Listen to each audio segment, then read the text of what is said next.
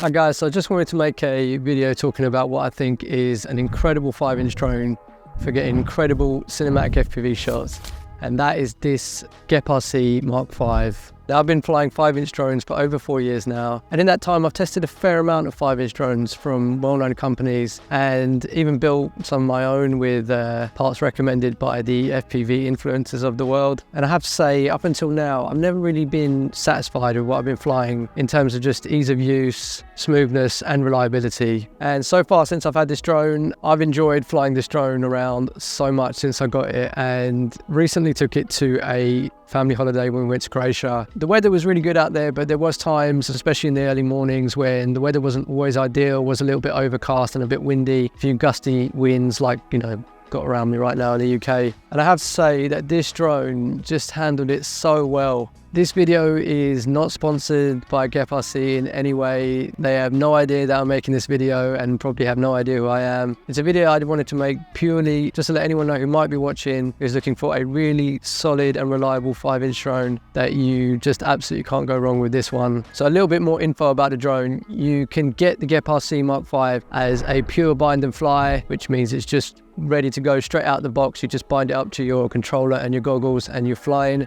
I actually didn't go down that route because I had some spare parts. I had some spare motors, a spare crossfire receiver, as well as a spare O3 air unit. So I ended up just getting the frame kit only, and then I ended up just buying also an ESC plus flight controller stack. Now, in the past, I have had issues with putting together frame kits that just have way too many unnecessary steps, such as one I can remember, which was the Dead Cat Apex frame that I bought, and it just took me so long to follow the tutorials from Joshua Bardwell to put that frame together. And it was one of those frames where if you miss a step, you could mess up the whole kit, you know, like you could have to end up buying a new one. So it took me ages to assemble, but this frame from Geprc was super simple to put together. I literally think I put it together in less than an hour. It was amazing, and it's absolutely built like a tank. I have crashed it when I've been doing some freestyle stuff as well, into hard bricks and, you know, all that kind of stuff, and it's just taken it so well, and it's still going strong, as you can see right now. Another great thing about this frame is it also has access to the internals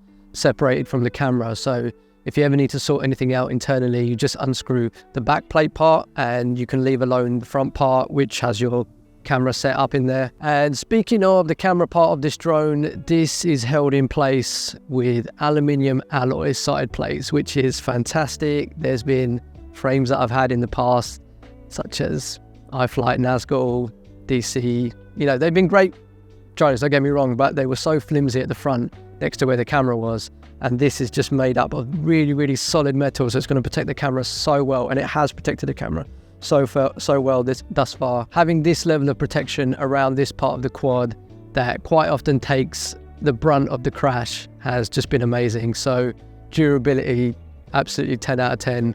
for this quad. So you can get a couple of options of frames. There's a regular freestyle frame and there's also a dead cat frame made for cinematic flying. It means that you can have a lower camera tilt for slower cinematic flying and the props will not be in view. And also if you are only using the O3 air unit, you want to get this dead cat frame just so that the props are not in view the whole time. If you're using a GoPro, then you can just go to a higher tilt with a freestyle frame. But I recommend going for this dead cat frame, which I've gone for, which means you can use the footage from the O3 air unit only without having the props in view. So as I mentioned, my custom build has a different ESC and flight controller inside, and it's a stack from a company called Speedy B, and it's been absolutely amazing from the beginning. It's worked amazingly well. It's so simple to set up in Betaflight. Like I said, this is something that I just did me personally. If you go for the bind and fly, you're going to get everything that Geprc provide. But if you did want to make your own custom build, the stack from Speedy B that goes with the O3 air unit is something I definitely recommend you go for. It's just flying so well when I stick it together with this frame. So smooth. I've barely had to touch anything in the PIDs, and you know, my rates are just my rates, the normal cinematic rates that I fly, but it's just flying so smoothly without me having to tweak anything, which is fantastic. I'm also using 1800 kV 6S motors from iFlight, which I had quite a few spare extra, so I've stuck that on this as well, and it's flying great, super smooth. I believe that the bind and fly version of this drone comes with 1960 kV motors for the 6S quad, which are 2107.5. I've also installed a crossfire receiver that actually saved me whilst flying up in the mountains of Croatia, because I did lose my signal for a couple of seconds right at the top of a mountain, and if it wasn't for this crossfire receiver, and if I was just using the O3 air unit binded with the DJI radio, I would have lost signal completely to both my goggles and my controller, which meant it would have fail-safed and probably would still be up there at the top of the mountain right now as we speak. I'm also going to stick down a link in the description to the props that I use and that I recommend, as well as a Vifly beeper that I've talked about in the past, which is an amazing beeper. I've talked about it in the last video that I made about how to get to FPV. So you're thinking of getting into the FPV hobby. Well, I'm here to tell you, Don't even bother until you finish watching this video. Quite arrogant that. So I recommend, you know, if you're starting, go and watch that video. But also, yeah, this beeper, fantastic. Definitely always install one on your quad, especially if you're flying quite far away from yourself.